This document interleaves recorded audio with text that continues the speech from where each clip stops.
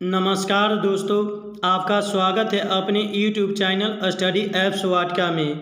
तो आज हम लोग पॉलिटी की महत्वपूर्ण टॉपिक भारतीय संविधान के विकास के इतिहास के बारे में पढ़ेंगे और ये पॉलिटी की पहला वीडियो है और हम लोग इसमें देखेंगे कि भारतीय संविधान के विकास के बारे में जो प्रावधान किए गए हैं उसको हम लोग एक अच्छे तरह से समझेंगे, क्योंकि इससे रिलेटेड बहुत सारे प्रश्न जो है विभिन्न एग्जामों में पूछा जाता है। तो हम लोग देखते हैं भारतीय संविधान के विकास के इतिहास के बारे में।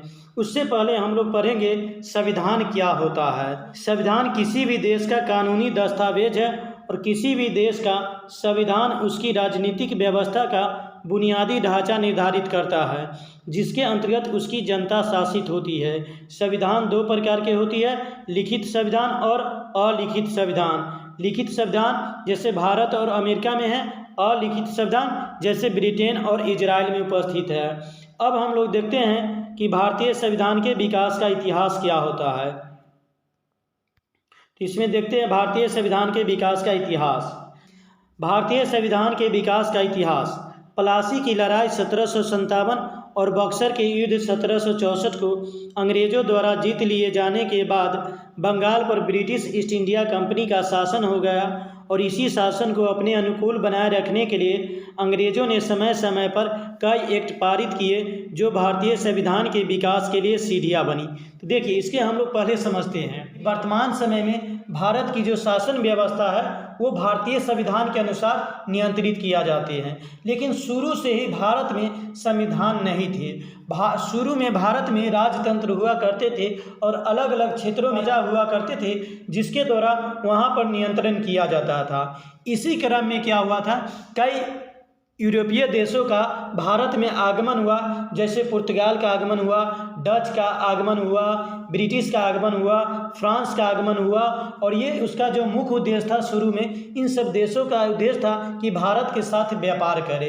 और वो यहाँ के जो राजा थे, जो यहाँ के जो शासक हुआ करते थे, जैसे बंगाल के नवाब थे, मुगल सम्राट थे, मराठा सम्राट थे, इसी सब से वो अपना परमिशन लेकर यहाँ पर अपना व्यापार के लिए कुछ अपना परमिशन लिए, फिर व्यापारिक कोठी खोले, फिर अपना बस्ती बनाए। धीरे धीरे इसने क्या करने लगे कि जो भारतीय शासक जो नियम बनाए हुए थे उस नियम का उल्लंघन करने लगे। इसके कारण भारतीय शासक उनके साथ कुछ लड़ाइयाँ लड़ी और उसी लड़ाइयाँ में जो महत्वपूर्ण लड़ाइयाँ है, जैसे प्लासी की लड़ाई है, बक्सर का युद्ध, और इस दोनों युद्ध को ब्रिटिश द्वारा जीत लिया गया। अब ये कैसे हो गया तो हम लोग देखते हैं। तो देखिए, प्लासी के जो युद्ध हुआ था 1757 में हुआ था और ये जो हुआ था ये बंगाल के नवाब दौला और अंग्रेजी सेना रॉबर्ट क्लाइव के बीच हुआ था और इसमें भी थे अंग्रेज जीत गए थे। उसी तरह से बक्सर के जो युद्ध हुआ था इसमें अंग्रेजी सेना थे जिसका नेतृत्व हेक्टर मुनरो कर रहे थे और भारत की ओर से जो थे वो कई सेनापति, उसमें कई सेना मतलब संयुक्त थे। जैसे इसमें थे भारत की तरफ से जो संयुक्त सेना थे, इसमें बंगाल के नवाब मीर कासिम भी थे, उसके बाद अवध के नवाब सुजाउद्दौला थे, उसके बाद मुगल सम्राट शाह आलम द्वितीय थे। तो हम लोग देखते हैं और उसी शासन को अपने अनुकूल बनाए रखने के लिए उसके द्वारा समय समय पर कई अधिनियम पारित किए जाते थे और वही अधिनियम में जो प्रावधान थे उसी के कारण भारतीय संविधान का भी निर्माण हुआ। तो पहला अधिनियम है रेगुलेटिंग एक्ट जो 1773 में आया था, settlement act 1781, Pitt's India act 1784, charter अधिनियम 1793, चार्टर अधिनियम 1813, चार्टर अधिनियम 1833। देखिए, चार्टर अधिनियम 20-20 साल पर आते थे और कुल चार्टर अधिनियम 4 गो आया था। इसको कभी कभी 5 भी कर सकते हैं, लेकिन वास्तव में 4 ही है। जो चार्टर अधिनियम 1858 है, इसको रियल में भारत सरकार अधिनियम 1858 कहा जाता है, इसलिए अगर इसको छोड़ देते हैं तो 4 गो चार्टर अधिनियम है। उसके बाद है भारत परिषद अधिनियम 1861, 1873 का अधिनियम है शाही उपाधि अधिनियम 1876, भारत शासन अधिनियम 1892, भारतीय परिषद अधिनियम 1919 जिसे मार्ले मिंटो सुधार अधिनियम भी कहा जाता है, भारत शासन अधिनियम 1919 जिसे मॉन्टेग्यू चेम्सफोर्ड सुधार अधिनियम भी कहा जाता है, भारत शासन अधिनियम 1935, भारतीय स्वतंत्रता अधिनियम 1947।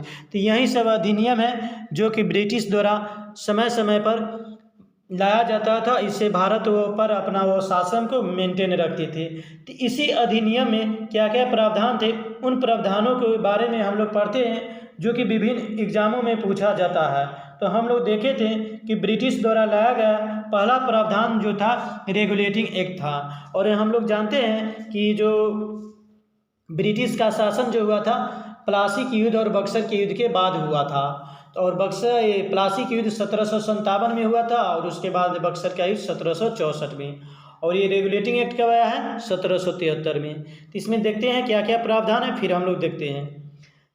इसे ईस्ट इंडिया कंपनी के कार्यों, भ्रष्टाचार जो इत्यादि को नियमित और नियंत्रित करने के लिए लाया गया। इसे ब्रिटिश प्रधानमंत्री लॉर्ड नॉर्थ ने लाया, अतः इसे नॉर्थ इंडिया एक्ट भी कहते हैं। देखिए, ये जो रेगुलेटिंग एक्ट है इसको किसके द्वारा लाया गया था? ब्रिटिश ईस्ट इंडिया कंपनी के कार्यों को और भ्रष्टाचार जो इत्यादि को नियमित और नियंत्रित करने के लिए ब्रिटिश द्वारा लाया गया था। और ये किसके द्वारा लाया गया था? तो ब्रिटिश, उस समय ब्रिटिश प्रधानमंत्री लॉर्ड नॉर्थ थे और इसीलिए रेगुलेटिंग एक्ट को नॉर्थ इंडिया एक्ट भी कहा जाता है। अब इसमें क्या क्या प्रावधान थे देखिए। इसको रेगुलेटिंग एक्ट क्यों कहा गया है? तो रेगुलेटिंग एक्ट कहने का मतलब था कि इसमें कंपनी के प्रशासन को रेगुलेट करना है। रेगुलेट मतलब नियंत्रित करना है, इसीलिए रेगुलेट से बना रेगुलेटिंग एक्ट बना। तो इसमें हम लोग देखते हैं क्या क्या प्रावधान है। तो पहला प्रावधान है, इसके तहत बंगाल के गवर्नर को बंगाल का गवर्नर जनरल कहा जाने लगा। इस तरह से कंपनी का प्रथम गवर्नर जनरल जो हुआ वारेन हेस्टिंग्स है। देखिए, इसके पहले हम लोग थोड़ा इसमें समझते हैं कि बंगाल का पहले गवर्नर होता था, उसके बाद अब क्या हो गया था, कंपनी के अधीन बंगाल का गवर्नर जनरल हो गया। तो पहले तो हम लोग समझते, देखिए ये प्लासी का जो युद्ध हुआ था 1757, तो उसी समय बंगाल के गवर्नर बना दिए गए थे किसको? रॉबर्ट क्लाइव के, जो अंग्रेजी सेना थे। उसके बाद बेंसीटाट बने थे 1760 से 1765 तक। फिर रॉबर्ट क्लाइव बने 1757 से 1760, यानी रॉबर्ट क्लाइव 2 बार बंगाल के गवर्नर बने थे। पहला 1757 से 1760 और दूसरा बार बने थे एक मिनट, इसमें थोड़ा ये मिस्टेक है। ये जो है फिर दूसरा में बार जो होगा ये 1765 से लेकर 1767 के बीच होगा। ये थोड़ा मिस्टेक से गलती हो गया है। यहाँ पर देखिए, पहला बार जो रॉबर्ट क्लाइव थे 1757 से 1760, उसके बाद बेंसीटाट 1760 से 1765, उसके बाद क्या होगा 1765 से होगा, इसमें जो होगा 1765 से जो 1767 होगा। फिर उसके बाद बलसट बने 1767 से 1769, उसके बाद कार्तियर बने 1769 से 1772, उसके बाद वारेन हेस्टिंग्स बने थे 1772 से 1774। तो देखिए, वारेन हेस्टिंग्स का जो कुल कार्यकाल है जो 1772 से 1785 तक है, लेकिन इसमें जो 1772 से 1774 तक वो बंगाल के गवर्नर के रूप में कार्य किए थे। और जब ये रेगुलेटिंग एक्ट आया तब उसी वारेन हेस्टिंग्स को कंपनी के अधीन गवर्नर जनरल बना दिया गया था। इसको याद रखेंगे कि वारेन हेस्टिंग्स पहले से वो गवर्नर थे, लेकिन जब ये रेगुलेटिंग एक्ट आया तो उसके बाद कंपनी के अधीन गवर्नर जनरल बना दिया। तो पहला हम लोग प्रावधान देख लिए कि इसके तहत बंगाल के गवर्नर को बंगाल का गवर्नर जनरल कहा जाने लगा और इस तरह से कंपनी के अधीन प्रथम गवर्नर जनरल जो थे वारेन हेस्टिंग्स थे और बंगाल का पहला गवर्नर जो थे रॉबर्ट क्लाइव। इसको याद रखेंगे। फिर हम लोग देखते हैं अगला पॉइंट क्या है। तो अगला पॉइंट है रेगुलेटिंग एक्ट 1773 का अगला पॉइंट है कि गवर्नर जनरल की सहायता के लिए एक कार्यकारी परिषद, जिसे गवर्नर जनरल परिषद कहा जाता है, का गठन किया गया, जो 4 सदस्यीय थी। यानी कि गवर्नर जनरल की सहायता के लिए एक कार्यकारी परिषद का गठन किया गया था और वो 4 सदस्यीय थे। अगला पॉइंट है, इस अधिनियम के द्वारा कंपनी के शासन पर इंग्लैंड का संसदीय नियंत्रण हेतु कोड ऑफ डायरेक्टर स्थापित किया गया। कहने का मतलब ये हुआ कि चूंकि अब भारत पर किसका शासन होने लगे, कंपनी का शासन होने लगा, लेकिन कंपनी में भी तो भ्रष्टाचार हो सकता है, कंपनी भी तो मनमानी कर सकते हैं। तो कंपनी पर जो ब्रिटिश संसद का नियंत्रण हो, यानी ब्रिटिश सरकार का नियंत्रण हो, उसके लिए कोड ऑफ डायरेक्टर स्थापित किया गया था। और फिर क्या है कि मद्रास एवं मुंबई के गवर्नर को गवर्नर जनरल के अधीन घोषित किया गया। इसके द्वारा पहली बार कंपनी के प्रशासनिक और राजनीतिक कार्यों को मान्यता मिली। कर्मचारियों के निजी व्यापार, भारतीय लोगों से उपहार व रिश्वत पर रोक लगा दिया गया। इसके तहत 1774 में कोलकाता में एक सुप्रीम कोर्ट सर्वोच्च न्यायालय की स्थापना की गई थी, जिसके पहले मुख्य न्यायाधीश एलिजा इम्पे थे और अन्य 3 सदस्य में चैम्बर्स, लिमेस्टर और हाइड है। तो देखिए इसमें क्या हुआ था रेगुलेटिंग एक्ट में। सबसे पहले तो हम लोग देखें कि बंगाल के गवर्नर को अब बंगाल का गवर्नर जनरल बना दिया गया। दूसरा पॉइंट है कि गवर्नर जनरल की सहायता, जो गवर्नर जनरल बने थे उनकी सहायता के लिए एक गवर्नर जनरल परिषद का गठन किया गया जो 4 सदस्यीय थे। फिर अगला पॉइंट है कि इस अधिनियम के द्वारा कंपनी के शासन पर इंग्लैंड का संसदीय नियंत्रण हेतु कोर्ट ऑफ डायरेक्टर स्थापित किया गया। अब चूंकि उस समय बंगाल के जो प्रांत थे वो ब्रिटिश के लिए ज़्यादा फायदेमंद थे। बंगाल प्रांत बड़ा थी, उसके अंतर्गत वर्तमान के बिहार, उड़ीसा, असम, अभी तो बांग्लादेश भी थे, वो बंगाल में ही शामिल थे। तो बंगाल उस समय जो थी बहुत ज़्यादा मतलब विकसित थे और उससे अंग्रेज़ों को ज़्यादा फायदा होती थी। इसीलिए जो बंगाल के जो गवर्नर थे उसको ज़्यादा अधिकार दिया गया और मद्रास और मुंबई के गवर्नर को भी ये बंगाल के गवर्नर जनरल के अधीन घोषित कर दिया गया। इस तरह से ये देखा गया कि पहली बार कंपनी के प्रशासनिक और राजनीतिक कार्यों को मान्यता मिली, यानी कि जो कंपनी का मुख्य उद्देश्य था कि व्यापार करना, अब उसको क्या मिल गया, प्रशासनिक और राजनीतिक कार्यों के भी मान्यता मिल गए। और कंपनी में बहुत सारे भ्रष्टाचार थे, उसको रोकने के लिए क्या किया गया, तो कंपनियों के निजी व्यापार, भारतीय लोगों से उपहार या रिश्वत पर रोक लगा दिया गया। और रेगुलेटिंग एक्ट 1773 के तहत ही 1774 में कोलकाता में एक सुप्रीम कोर्ट की स्थापना की गई थी, जिसके पहले मुख्य न्यायाधीश थे एलिजा इम्पे, ये याद रखेंगे। और अन्य 3 सदस्य जो थे उसमें चैम्बर्स थे, लिमेस्टर थे और हाइड थे। अब इस जो कलकत्ता जो सुप्रीम कोर्ट बने थे इसके विरुद्ध अंतिम निर्णय कहाँ पर सुने जा सकते थे, तो प्रीवी काउंसिल जो ब्रिटेन में था। ये जो हम लोग पिक्चर देख रहे हैं ये जो है कलकत्ता सर्वोच्च न्यायालय का है और ये प्रीवी काउंसिल ब्रिटेन में है, जिसमें अंतिम निर्णय यहीं पर सुना जा सकता था। क्योंकि हम लोग जानते हैं ब्रिटिश का शासन है तो अंतिम निर्णय वहीं पर सुना जाएगा। इस तरह से हम लोग रेगुलेटिंग एक्ट 1773 पढ़ ले। अब हम लोग दूसरा एक्ट पढ़ते हैं जो है सेटलमेंट एक्ट 1781। देखिए तो सेटलमेंट एक्ट कब आया था, 1781 में। उस समय तत्कालीन गवर्नर जनरल कौन थे, वारेन हेस्टिंग्स। अब इसमें क्या है सेटलमेंट एक्ट में, इसको पहले देख लेते हैं फिर हम लोग समझेंगे। तो रेगुलेटिंग एक्ट 1773 की कमियों को दूर करने के लिए लाया गया था। इस अधिनियम के द्वारा कोलकाता की सरकार को बंगाल, बिहार और उड़ीसा के लिए भी कानून बनाने को अधिकृत किया गया, अर्थात सुप्रीम कोर्ट की क्षेत्राधिकार सुनिश्चित किया गया। कहने के मतलब जो सेटलमेंट एक्ट है उसमें कोई ज़्यादा प्रावधान नहीं है, बल्कि जो रेगुलेटिंग एक्ट था जो कमी था उसमें उसी को दूर किया गया था। और इसमें मुख्य काम ये किया गया था कि जो कोलकाता की जो सरकार थी उसी सरकार को बंगाल, बिहार और उड़ीसा के लिए भी कानून बनाने को अधिकृत किया गया था, अर्थात सुप्रीम कोर्ट का क्षेत्राधिकार भी बढ़ा दिया गया था।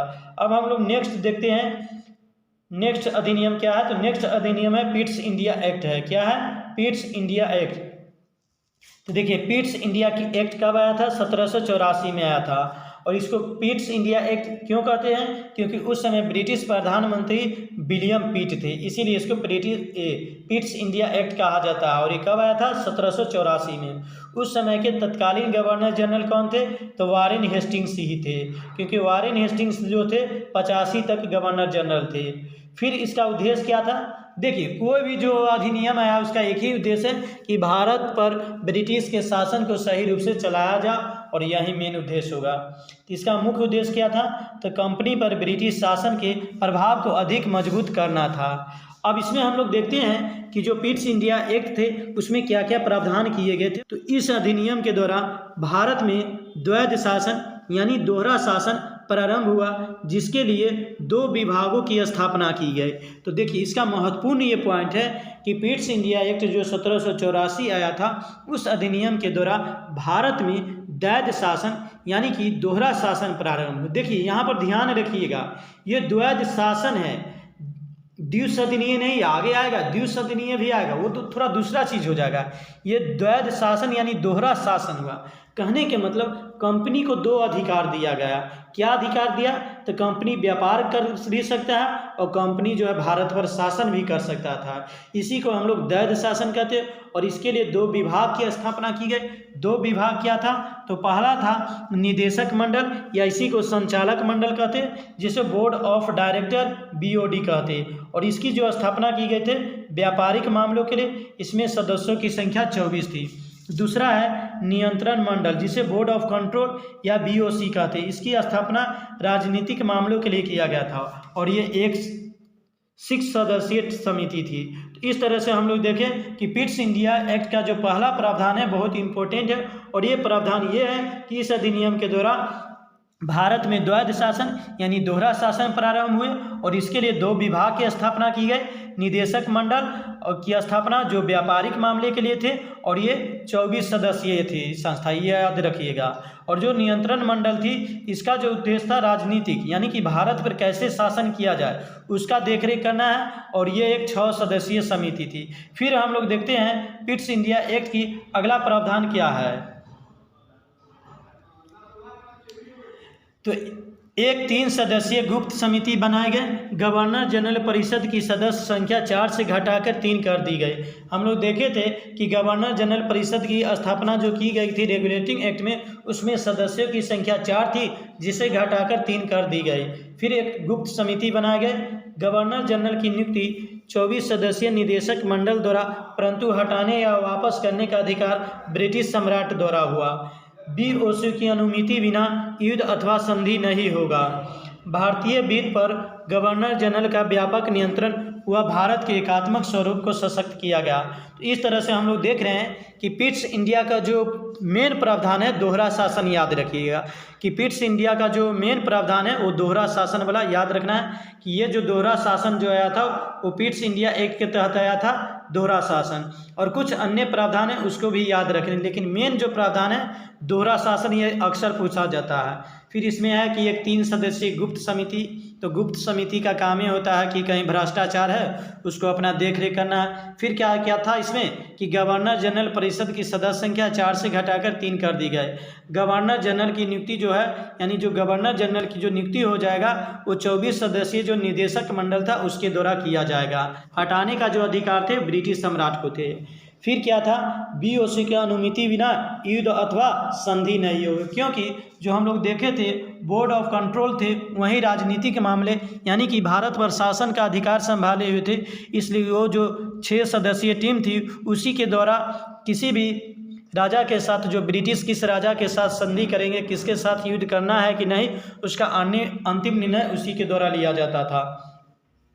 भारतीय वित्त पर गवर्नर जनरल का व्यापक नियंत्रण हुआ और भारत के एकात्मक स्वरूप को सशक्त किया गया। फिर अगला हम लोग देखते हैं कि अगला अधिनियम क्या है। तो अगला अधिनियम है चार्टर अधिनियम 1793 है। तो देखिए इसमें हम लोग पहले पॉइंट देखते हैं क्या है, फिर समझते हैं। तो उस समय तत्कालीन governor general sir John Shore थे, और सर जॉन शोर का जो कार्यकाल था वो 1793 से 1798 के बीच था। इसमें जो चार्टर अधिनियम 1793 थे, इसमें प्रमुख प्रावधान किया है तो बोर्ड ऑफ कंट्रोल के सदस्यों तथा कर्मचारियों के वेतन आदि भारतीय राजकोष से देने की व्यवस्था की गई, और यही व्यवस्था 1919 तक रही। कहने के मतलब हम लोग देखे थे कि पिट्स इंडिया एक्ट में जो 2 विभागों की स्थापना की गई थी उसमें एक विभाग BOD और एक विभाग BOC। तो चूंकि BOD जो थे वो व्यापारिक मामले को देखरेख करते थे और BOC जो थे वो राजनीतिक मामले यानी भारत पर शासन के देखरेख करते थे। तो अंग्रेजों द्वारा ये बात कहा गया चूँकि BOC की जो सदस्य है वो भारत पर शासन करे और भारत के लोगों के ही कल्याण के लिए वो अपना कार्य करे, इसलिए उसको जो वेतन दिया जाएगा वो भारतीय कोषों से दिया जाएगा। इसी तरह से ये डिसीजन लिया गया कि बोर्ड ऑफ कंट्रोल के सदस्यों तथा कर्मचारियों के वेतन आदि भारतीय राजकोष से देने की व्यवस्था की गई। फिर हम लोग नेक्स्ट देखते हैं, नेक्स्ट अधिनियम क्या है, 1813 है। ये बहुत इंपॉर्टेंट है। तत्कालीन गवर्नर जनरल लॉर्ड मिंटो प्रथम थे, और लॉर्ड मिंटो प्रथम का शासनकाल कब थे, 1807 से 1813। इस अधिनियम की मुख्य विशेषता क्या है, तो इस अधिनियम द्वारा कंपनी के व्यापार अधिकार पत्र को 20 वर्षों के लिए बढ़ा दिया गया। कंपनी के व्यापारिक एकाधिकार को समाप्त कर दिया गया और इंग्लैंड के प्रायः सभी व्यापारियों के लिए भारत का द्वार खोल दिया गया। परंतु चाय, अफीम एवं चीन के साथ व्यापार के संबंध में 20 वर्षों के लिए एकाधिकार बरकरार रहा। ईसाई पादरियों को भारत में आने एवं भारत में ईसाई धर्म प्रचार करने की सुविधा मिल गई। भारत में कंपनी के खर्चे से कोलकाता में एक चर्च बनाया गया। तो इस तरह से हम लोग देख रहे हैं कि चार्टर अधिनियम 1813 में क्या क्या प्रावधान है। तो देखिए, पहला तो ये प्रावधान है कि जो इस अधिनियम द्वारा कंपनी के व्यापार अधिकार पत्र को 20 वर्षों के लिए बढ़ा दिया गया। यानी कंपनी जो है अब 20 साल, अगले 20 साल तक भी भारत से व्यापार कर सकते हैं। लेकिन इसमें क्या था, पहले जो था एक ही कंपनी को अधिकार दिया गया था। ब्रिटिश का एक ही कंपनी था, ब्रिटिश ईस्ट इंडिया कंपनी था। उसी को अधिकार दिया गया था कि भारत या जो भी पूर्वी देश है उसके साथ जो केवल व्यापार करेंगे वो केवल ब्रिटिश ईस्ट इंडिया कंपनी करेंगे। दूसरा कंपनी भारत के साथ व्यापार नहीं कर सकते। इसी को बोलते हैं व्यापारिक अधिकार। लेकिन इस अधिनियम द्वारा कंपनी के व्यापारिक अधिकार को समाप्त कर दिया। देखिए, दोनों में अलग है, दोनों पॉइंट अलग है। इसमें क्या है, कंपनी के व्यापार अधिकार को 20 वर्षों के लिए बढ़ा दिया गया। लेकिन क्या किया, जो पहले से कंपनी का कि केवल एकाधिकार प्राप्त था, केवल मतलब कि भारत के साथ यही कंपनी व्यापार करेंगे, इसको समाप्त कर दिया गया। और इस तरह से इंग्लैंड के प्राय सभी व्यापारियों के लिए भारत का द्वार खोल दिया गया। परंतु इसमें भी कुछ क्या है, चाय, अफीम एवं चीन के साथ व्यापार के संबंध में 20 वर्षों के लिए एकाधिकार बरकरार रहा। कहने का मतलब ये हुआ कि कंपनी को जो एकाधिकार प्राप्त था उसको समाप्त कर दिया गया। लेकिन कुछ क्षेत्रों जैसे चाय हुआ, अफीम हुआ या चीन के साथ जो व्यापार के संबंध था उसको 20 वर्षों के लिए एकाधिकार प्राप्त रहा। अब देखिए, ये इंग्लैंड के सभी कंपनियों को भारत के लिए द्वार क्यों खोल दिया गया, तो इसका भी कुछ कारण है। वहाँ पर इंग्लैंड में ऐसी स्थिति हो चुकी थी, जो कि वहाँ पे जो सामान का जो निर्माण हो रहा था, जो प्रति प्रोडक्ट बन रहे थे, उसका कहीं ना कहीं उसका क्या होना चाहिए, खपत होना चाहिए। तो वहाँ की जो कंपनी था उस सबकी मांग थी कि हमको भी भारत में व्यापार करने की सुविधा दिया जाए। ईसाई धर्म के जो पादरी थे वो सभी भारत में ईसाई धर्म के प्रचार करने की मांग कर रहे थे और इसको भी अधिकार दे दिया गया। किसके द्वारा? महारानी द्वारा। तो ईसाई पादरियों को भारत में आने एवं भारत में ईसाई धर्म की प्रचार की सुविधा मिल गई। भारत में कंपनी के खर्चे से कोलकाता में एक चर्च भी बनाया। चूँकि ईसाई धर्म आ गए, चूँकि उनका उद्देश्य था कि भारत में कुछ अपना धर्म का प्रचार भी करे, तो इसलिए कंपनी ने एक कोलकाता में एक चर्च भी बनवाया। नेक्स्ट पॉइंट है कि कंपनी के द्वारा ब्रिटिश भारत में आधुनिक शिक्षा के लिए प्रति वर्ष 1 लाख रुपए की राशि स्वीकृत की गई। ये भी याद रखेंगे कि 1813 के जो चार्टर अधिनियम है उसके द्वारा ब्रिटिश भारत में आधुनिक शिक्षा के लिए 1 लाख रुपए का भी प्रावधान किया गया था। यानी प्रत्येक वर्ष कंपनी जो है भारतीयों की शिक्षा के लिए 1 लाख रुपया स्वीकृत किए थे। फिर अगला हम लोग देखते हैं अगला अधिनियम क्या है। तो अगला अधिनियम है चार्टर अधिनियम 1833। तो इसके पहले पॉइंट को देख लेते हैं, फिर हम लोग थोड़ा समझेंगे। तो तत्कालीन गवर्नर जनरल कौन थे? तो तत्कालीन जो गवर्नर जनरल थे लॉर्ड विलियम बेंटिंग थे। 1800 इसका कार्यकाल है 1828 से 1835 है। इस अधिनियम की मुख्य विशेषता क्या है? इसके द्वारा कंपनी के व्यापारिक अधिकार को पूर्णतः समाप्त कर दिया गया। अब कंपनी का कार्य ब्रिटिश सरकार के प्रतिनिधि के रूप में भारत का शासन करना था। कहने का मतलब ये है कि कंपनी को जो अधिकार दिया गया था व्यापार करने का, उस अधिकार को अब पूरी तरह से समाप्त कर दिया गया। क्यों कर दिया गया? क्योंकि अब जो था भारत पर उसका शासन जो चल रहा था बहुत अधिक क्षेत्र पर हो गया था। कंपनी का शासन जो था भारत के बहुत अधिक क्षेत्र पर हो गया था और भारत में बहुत सारे आंदोलन भी होने लगे। इसलिए उसको एक ही कंपनी को एक सीमित कर दिया गया कि आपका जो केवल काम है केवल भारत पर शासन जो करना उसको ही देखना है। जो व्यापार की जो बात है वो अन्य कंपनियां करेंगे। इस तरह से उसमें क्या हो गया, तो देखते हैं क्या है। तो कंपनी के व्यापारिक अधिकार यानी व्यापारिक अधिकार को समाप्त कर दिया गया। अब ब्रिटिश ईस्ट इंडिया कंपनी जो है व्यापार नहीं करेंगे बल्कि केवल क्या करेंगे, ब्रिटिश सरकार के प्रतिनिधि के रूप में भारत का शासन करना था। फिर अगला पॉइंट है कि बंगाल के गवर्नर जनरल को संपूर्ण भारत गवर्नर जनरल कर दिया गया। देखिए, पहले था बंगाल का गवर्नर, फिर बंगाल का गवर्नर जनरल, अब उस बंगाल के गवर्नर जनरल को संपूर्ण भारत का गवर्नर जनरल कर दिया गया। और इस तरह से कंपनी का अंतिम गवर्नर जनरल और भारत का पहला गवर्नर जनरल तो लॉर्ड विलियम बेंटिंग होंगे। देखिए, बंगाल का अंतिम गवर्नर जनरल भी और भारत का पहला गवर्नर जनरल दोनों कौन होंगे? लॉर्ड विलियम बेंटिंग होंगे। फिर इसमें क्या किया गया था, मद्रास एवं मुंबई एवं मद्रास के गवर्नरों की विधि निर्माण शक्ति वापस ले गए, चूँकि बंगाल के जो गवर्नर थे उसी को ज़्यादा शक्ति दिया जाने लगा, इसलिए इसके बाद जो मुंबई और मद्रास के जो गवर्नर थे उसको विधि निर्माण कानून बनाने की शक्ति को वापस ले लिए गए। फिर आगे देखते हैं इसमें क्या है। चार्टर अधिनियम 1833 के और प्रावधान क्या क्या इसको देखते हैं। भारतीय कानूनों का वर्गीकरण किया गया तथा इस कार्य के लिए एक विधि आयोग की नियुक्ति की गई। प्रथम विधि आयोग का गठन 1834 ईस्वी में लॉर्ड मैकाले की अध्यक्षता में किया गया था। याद रखिएगा कि भारतीय कानूनों का वर्गीकरण किया गया था और इस कार्य के लिए एक विधि आयोग का गठन किया गया था। और इस विधि आयोग की प्रथम विधि आयोग जो बने थे कानूनों का वर्गीकरण के लिए, उसके प्रथम अध्यक्षता किसने किए थे? लॉर्ड मैकाले ने। और इसका गठन 1834 ईस्वी में किया गया। नेक्स्ट में देखते हैं, मैकाले की अनुशंसा पर भारत में अंग्रेजी शिक्षा का माध्यम बनाया गया और 1835 में कोलकाता मेडिकल कॉलेज की स्थापना कर भारत में उच्च शिक्षा को बढ़ावा दिया गया। देखिए, मैकाले की अनुशंसा पर ही भारत में अंग्रेजी शिक्षा का माध्यम, यानी कि पहले जो यहाँ पर जो माध्यम था अलग अलग क्षेत्रों में, कहीं हिंदी था, कहीं उर्दू था, कहीं फारसी था, तो इसका ये क्या कर दिया गया कि मैकाले द्वारा जो है अब शिक्षा का माध्यम अंग्रेजी कर दिया गया था। ये मैकाले ने कहे थे कि जो यूरोप के जो एक अलमारी की जो एक किताब है वो पूरे भारतीय की किताब के बराबर है। कहने के मतलब ये था कि मैकाले जो थे भारतीय जो शिक्षा थे उसको मतलब कि बहुत कम मानते थे, मतलब उसको निम्न श्रेणी से मानते थे। फिर इसमें अगला पॉइंट क्या है इसे देखते हैं। तो कंपनी के अधीन पदों पर नियुक्ति के लिए धर्म, जन्म स्थान, मूल वंश या रंग के आधार पर भेदभाव नहीं किया जाएगा। यानी जो पहले भारत में नियुक्ति जो किया जाती थी रंग, धर्म, इसके आधार पर यह भेदभाव नहीं किया जाएगा।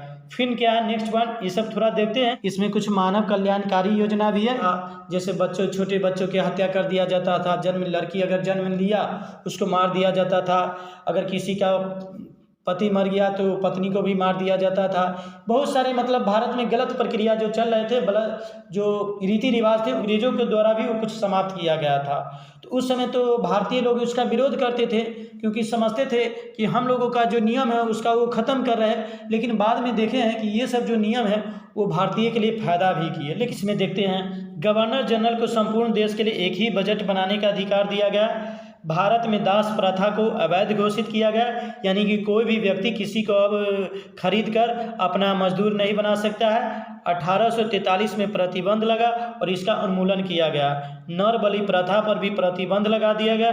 भारत में शिशु बालिका की हत्या पर प्रतिबंध लगाया गया और यह भारत में प्रशासन के केंद्रीकरण में पहला कदम था, क्योंकि अब जो भी डिसीजन लिया जाने लगा, देखिए चूँकि गवर्नर जनरल संपूर्ण भारत के लिए एक ही बजट बनाने लगे, इस तरह से ये क्या हुआ कि भारत के प्रशासन का केंद्रीकरण होने लगा। यानी केंद्रीकरण करने का मतलब संपूर्ण भारत के लिए अब एक ही नियम बनाया जाएगा, ऐसा धीरे धीरे प्रावधान होने लगा। पहले ऐसा नहीं था, पहले अलग अलग क्षेत्रों में अलग अलग राजा हुए करते थे। अब उसके बाद देखते हैं चार्टर अधिनियम 1853 आया था, उसके बारे में इसमें देखिए, इसमें भी बहुत इम्पोर्टेंट है कि इसमें तत्कालीन गवर्नर जनरल जो थे लॉर्ड डलहौजी थे। और ये जो लॉर्ड डलहौजी जो थे ये बहुत मतलब कि इसका विस्तारवादी नीति था, इसी ने हड़प नीति लाया था, जिसने किए थे। और उसी के कारण हम लोग देखेंगे कि 1857 में एक विद्रोह भी हुआ था जिसे सैनिक विद्रोह भी कहते हैं। इसको हम लोग देखते हैं क्या क्या है। तो पहले देख लेते हैं, तत्कालीन गवर्नर जनरल लॉर्ड डलहौजी थे। लॉर्ड डलहौजी का शासनकाल 1848 से 1856। देखिए ये केवल गवर्नर जनरल था। चार्टर अधिनियम ये सब जो कोई भी अधिनियम वो ब्रिटिश सरकार भेजते थे, वो इंग्लैंड से भेजते थे, ये नहीं है कि गवर्नर जनरल बनाते थे। ये याद रखिएगा, कोई भी चार्टर अधिनियम जो ब्रिटिश संसद द्वारा भेजा जाता था भारत में। अब उस समय जो गवर्नर जनरल है वो उस जो अधिनियम आता था उसके अनुसार अपना भारत पर शासन करेंगे। लेकिन जो अधिनियम आता था सारे अधिनियम ब्रिटिश द्वारा लाया जाता था। तो इसमें देखते हैं क्या प्रावधान है। तो यह चार्टर अधिनियम श्रृंखला का अंतिम अधिनियम था, यानी चार्टर अधिनियम 4 गो आया था। पहला हम देखे थे 1793 में, फिर 1813 में, फिर 1833 में चार्टर अधिनियम, फिर 1853 में 20-20 साल पर आते थे। इसका क्या प्रावधान है देखते हैं। इस अधिनियम के द्वारा सिविल सेवकों की भर्ती हेतु नामजदगी का सिद्धांत समाप्त कर प्रतियोगी परीक्षा का शुभारंभ किया गया। देख रहे हैं जो हम लोग अभी प्रतियोगी परीक्षा का जो तैयारी करते हैं कि हमको रेलवे में जॉब हो जाएगा, एसएससी में जॉब हो जाएगा, पहले ऐसी बात नहीं थी। प्रतियोगी परीक्षा का शुभारंभ किया गया और इसके लिए 1854 में मैकाले समिति, देखिए अभी फिर वही मैकाले समिति की नियुक्ति की गई। गवर्नर जनरल परिषद की विधायी एवं प्रशासनिक कार्यों को अलग कर पृथक विधान परिषद की स्थापना की गई। विधवा पुनर्विवाह अधिनियम पारित किया गया। तो इस तरह से हम लोग देखे हैं कि चार्टर अधिनियम 1853 में क्या क्या प्रावधान किए गए। तो प्रतियोगी परीक्षा के लिए ये नियुक्ति के लिए भले सिविल सेवकों की नियुक्ति हेतु प्रतियोगी परीक्षा का शुभारंभ किया गया और ये जो नामजदगी का सिद्धांत था उसको समाप्त किया गया। गवर्नर जनरल परिषद की विधायी एवं प्रशासनिक कार्यों को अलग कर पृथक विधान परिषद, कहने के मतलब वो जो गवर्नर जनरल परिषद के जो विधायी कार्य था, यानी विधायी मतलब कानून बनाना है, और प्रशासनिक कार्य हुआ कि उसको कैसे नियंत्रण किया जाए, इस दोनों को अलग अलग करके विधान परिषद की स्थापना किया गया था। फिर इसमें क्या था, कुछ सामाजिक कुरीतियाँ था उसको भी दूर किया गया। विधवा पुनर्विवाह अधिनियम पारित किया गया, यानी कि इसके तहत क्या था कि भारत में विधवा का विवाह पहले नहीं हुआ करता था, लेकिन इस अधिनियम के पास हो जाने के बाद मतलब विधवा भी जो है पुनः शादी कर सकते हैं। उसके बाद है इंडियन हाई कोर्ट एक्ट पारित कर मुंबई, कोलकाता एवं मद्रास में 1856 में एक एक उच्च न्यायालय की स्थापना की गई थी।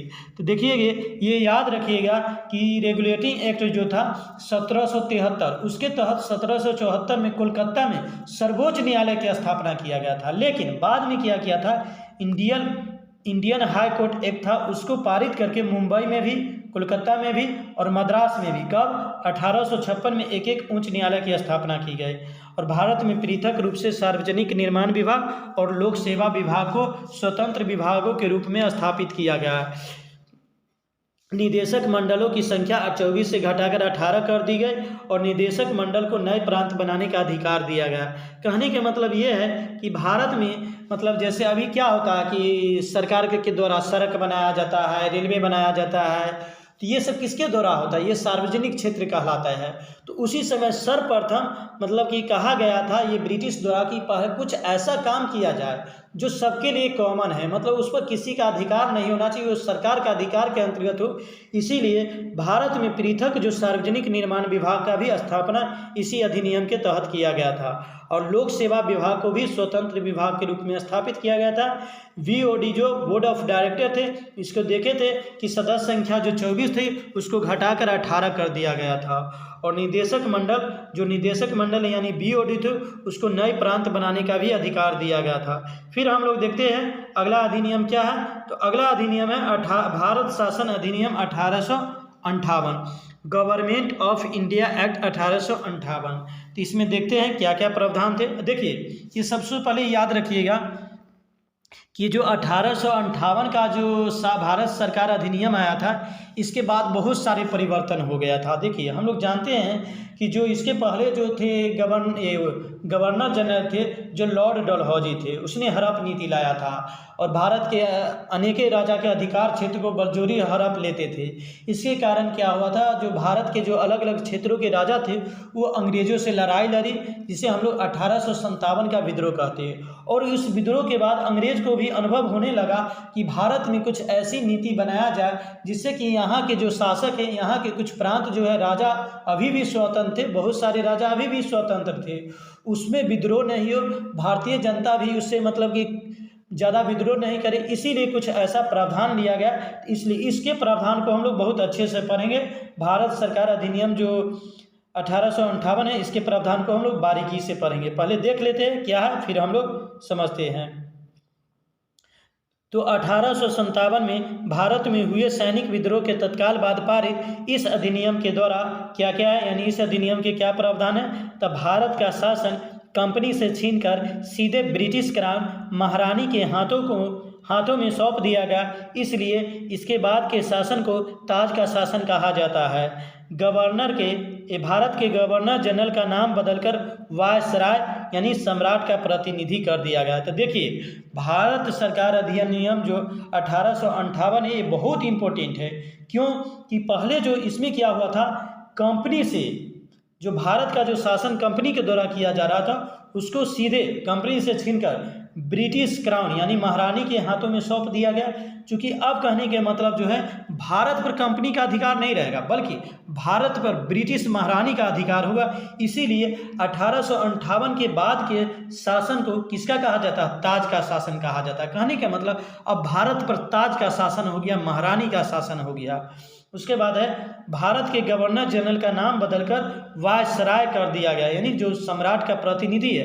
कहने के मतलब पहले गवर्नर जनरल था, भारत पर शासन करते थे।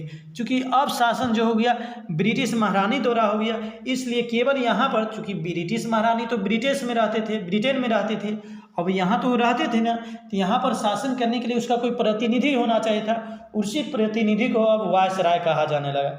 इस तरह से भारत का अंतिम गवर्नर जनरल तथा प्रथम वायसराय लॉर्ड कैनिंग थे। देखिए लॉर्ड कैनिंग का जो शासनकाल है 1856 से 1862, लेकिन ये जो अधिनियम आया गया था 1858 में आया था। तो चूंकि 1858 से पहले जो थे वो केवल क्या थे? गवर्नर जनरल थे। और जब 1858 का ये जो शासन अधिनियम आया उसके बाद गवर्नर जनरल को ही क्या बना दिया गया? तो ये वायसराय कर दिया। कहने का मतलब ये जो था लॉर्ड कैनिंग जो था वो गवर्नर जनरल भी रहे और प्रथम वायसराय भी हुए। फिर आगे हम लोग देखते हैं कि आगे क्या पॉइंट है। कंपनी के दोहरे प्रशासन अर्थात बीओडी एवं बीओसी को समाप्त कर दिया गया। भारत में शासन संचालन के लिए ब्रिटिश मंत्रिमंडल में एक सदस्य के रूप में एक पद सृजित किया गया, जिसे भारत का राज्य सचिव secretary of state for India कहा गया। उसे भारत में शासन संचालन हेतु उत्तरदायी बनाया गया। यह ब्रिटेन एवं भारत के बीच सभी संचार के लिए वास्तविक चैनल बने। भारत का प्रथम राज्य सचिव याद रखिएगा लॉर्ड स्टैनली है। सचिव की सहायता के लिए 15 सदस्यीय भारत परिषद का गठन किया गया, जिसमें कुछ भारतीयों को भी अप्रत्यक्ष भागीदारी देने की व्यवस्था की गई। अपराध विधान संहिता लागू की गई और व्यक्तिगत सिद्धांत यानी कि हम लोग देखे थे कि लॉर्ड डलहौजी के जो हड़प नीति थे उसको समाप्त कर दिया गया। तो देखिए इसको पहले समझते हैं। जो भारत शासन अधिनियम जो 1858 आया था उसमें क्या किया गया था कि गवर्नर जनरल को वायसराय बना दिया गया। फिर इसमें जो हम लोग देखे थे जो पिट्स इंडिया एक्ट था, जिसमें कंपनी को 2 अधिकार दिया गया था। कंपनी को अधिकार दिया गया था कि कंपनी शासन भी करेंगे और व्यापारिक मामले भी देखेंगे, और इसीलिए पिट्स इंडिया एक्ट में दोहरे प्रशासन अर्थात बीओडी और बीओसी को जो स्थापना की गई थी उसको अब इसमें क्या कर दिया गया? समाप्त कर दिया। अब ये समाप्त कर दिया गया तो भारत पर शासन किसके द्वारा होगा? तो ये तो वायसराय थे ही, लेकिन फिर यहाँ वायसराय तो भारत में थे, लेकिन भारत से जो मैसेज होगा उस मैसेज को ब्रिटिश तक किसके द्वारा ले जाया जाएगा, या वहाँ का जो आदेश होगा किसके द्वारा लाया जाएगा, या जो यहाँ पर जो ये वायसराय था उसको देख रेख कौन करेंगे? तो उसके लिए एक पद सृजित किया गया था और उस पद का नाम था भारत का राज्य सचिव। इसको याद रखिएगा कि भारत में शासन संचालन के लिए ब्रिटिश मंत्रिमंडल में एक सदस्य के रूप में एक पद सृजित किया गया जिसे भारत का राज्य सचिव कहा गया। उसे भारत में शासन संचालन हेतु उत्तरदायी बनाया गया। यह ब्रिटेन एवं भारत के बीच सभी संचार के लिए वास्तविक चैनल बने। कहने के मतलब ब्रिटेन में तो वहाँ महारानी थे और भारत में वायसराय थे, लेकिन दोनों के बीच जो सामंजस्य बनाए रखेंगे कि यहाँ क्या हो रहा है और भाई महारानी क्या मैसेज दे रहे, उस बीच चैनल का काम कौन कर रहे थे? तो भारत का राज्य सचिव काम कर रहे थे, ये याद रखिए। और ये जो राज्य सचिव होते थे वो कहाँ से सदस्य होते थे? जो ब्रिटिश मंत्रिमंडल होते थे, यानी जो ब्रिटेन में जो वहाँ पे जो मंत्री होते थे उन्हीं में से बनाया जाता था, और ये एक सदस्यीय थे। और भारत का प्रथम राज्य सचिव याद रखिएगा लॉर्ड स्टैनली थे। सचिव की सहायता के लिए उसी सचिव की सहायता के लिए 15 सदस्यीय भारत परिषद का गठन किया गया, जिसमें कुछ भारतीयों को भी अप्रत्यक्ष रूप से व्यवस्था की गई थी। अपराध विधान संहिता लागू की गई। कहने के मतलब भारत में जो थे उस समय बहुत मतलब लोग क्या करते थे? आंदोलन करते थे, अंग्रेजों की संपत्ति को नुकसान पहुंचाते थे। तो इसी के लिए कि अपराध विधान संहिता लागू किया गया कि अगर कोई भारतीय ऐसा करते हैं तो उसको सज़ा दिया जाएगा, अलग अलग गलती के लिए अलग अलग सज़ा रहेगा, यही सब है। तो इसमें हम लोग देखते हैं, और इसमें हम लोग देखे थे कि व्यक्तिगत सिद्धांत यानी राज विलय की जो अंग्रेज नीति था उसको भी समाप्त कर दिया गया और मुगल शासक का पद भी समाप्त कर दिया गया। अब इसके बाद हम लोग देखते हैं महारानी विक्टोरिया की घोषणा। तो देखिए इसमें क्या था, कॉन्सेप्ट ये है कि जब यहाँ पर कंपनी का शासन समाप्त कर दिया गया और वे शासन ब्रिटिश हाथों को सौंप दिया गया, तो जो भारत के जो राजा थे, यहाँ के जो लोग थे, उसके मन में तरह तरह के विचार आने लगे, कि मन में तरह तरह की शंकाएं उत्पन्न होने लगी थी।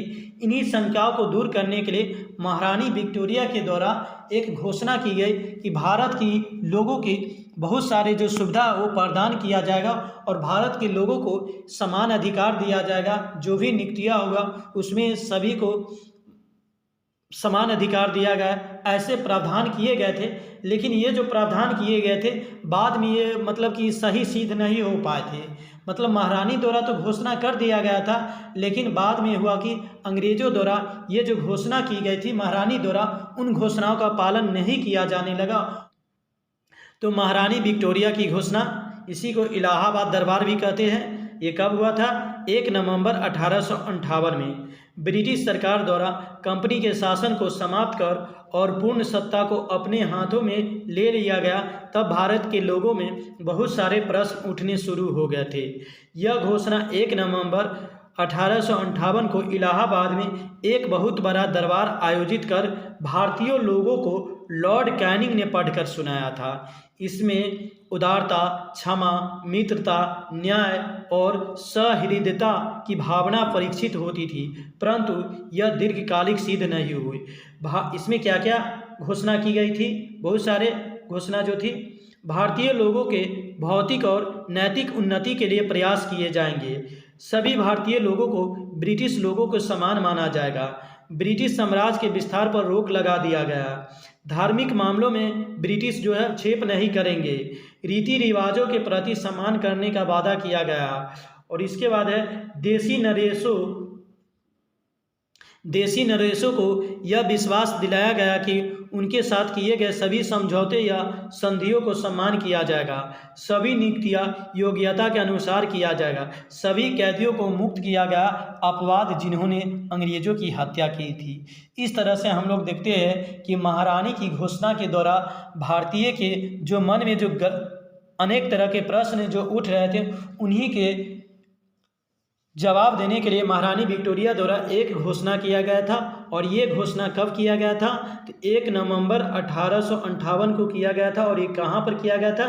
इलाहाबाद में किया गया था। और इस भाषण को किसने सुनाया, किसने पढ़ा? तो लॉर्ड कैनिंग जो तत्कालीन वायसराय थे उसी के द्वारा पढ़ा गया। तो इसमें क्या क्या?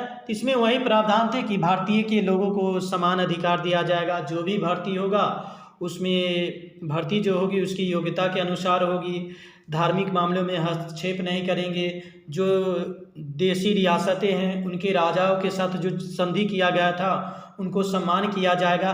क्योंकि जो 1857 का जो विद्रोह हुआ था उसमें प्रमुख कारण यही था कि जो अंग्रेज जो ब्रिटिश से जो थे भारतीय राजाओं के साथ जो संधि किए हुए थे उन संधियों का उल्लंघन करने लगे थे। और इन्हीं के लिए ब्रिटिश महारानी द्वारा एक मतलब घोषणा पत्र किया गया था। तो इस तरह से हम लोग देखे कि भारतीय संविधान के निर्माण में बहुत सारे क्या क्या प्रावधान किए गए हैं। और इस तरह से इसके कुछ प्रावधानों के बारे में हम लोग पढ़े और कुछ प्रावधान जो है उसको हम लोग नेक्स्ट वीडियो में पढ़ेंगे, क्योंकि ये थोड़ा वीडियो बड़ा हो सकता है, लंबा हो सकता है, इसलिए इसका जो शेष प्रावधान है उसको हम लोग अन्य वीडियो में पढ़ते हैं और उसमें कुछ प्रीवियस ईयर के क्वेश्चन भी देखेंगे। तो ठीक है, तो हम लोग अब समाप्त करते हैं। जय हिंद दोस्तों।